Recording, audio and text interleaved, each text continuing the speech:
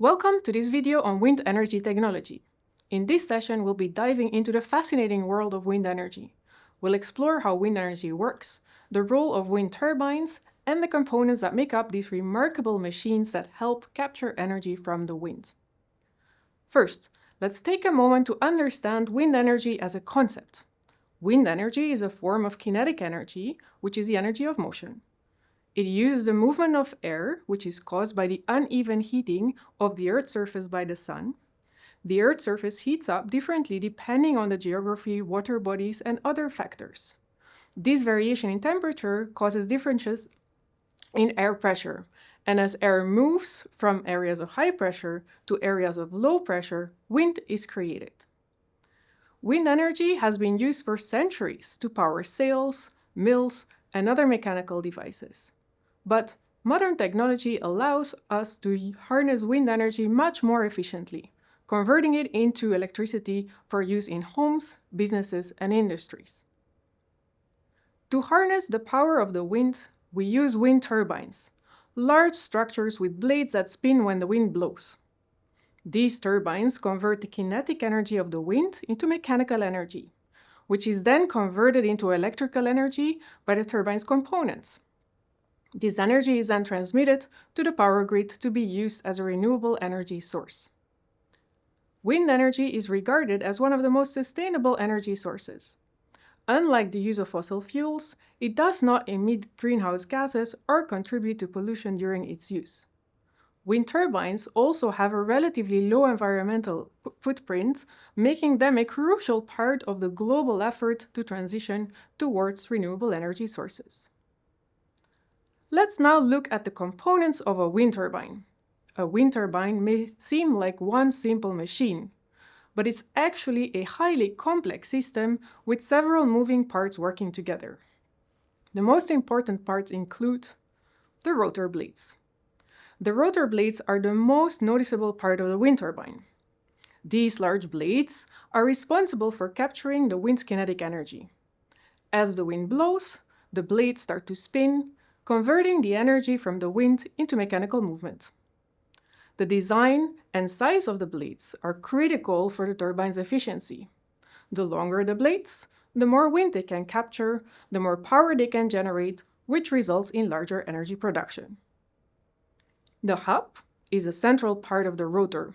It connects the blades to the main shaft, allowing the blades to rotate. Then we have the nacelle. The nacelle is a large housing that sits on top of the tower and contains several key mechanical components of the wind turbine.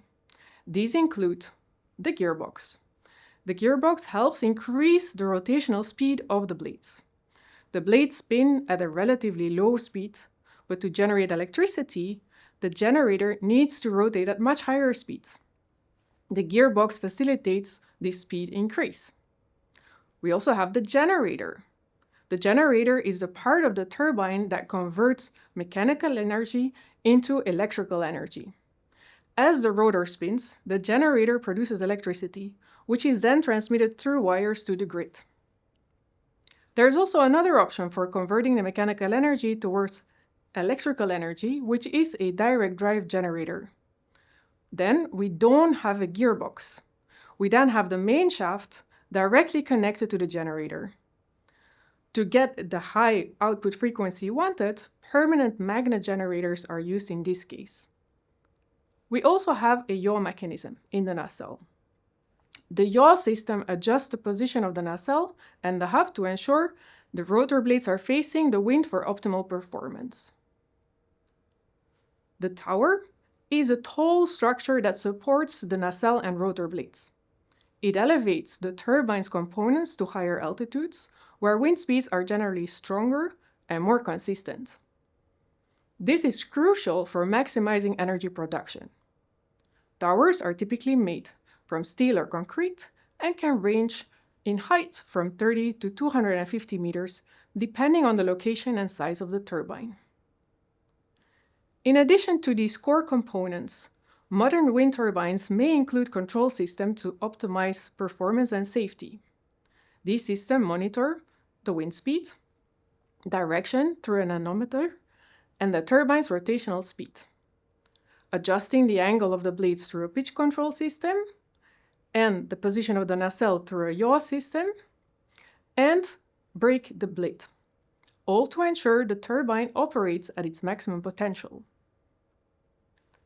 Wind turbines are complex machines, and understanding how each of these components work together is essential for creating a system that maximizes energy production and ensures long-term durability.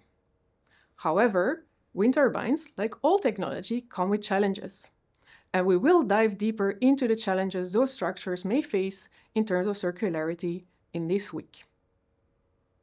Thank you for joining me in this introduction to wind energy and wind turbines.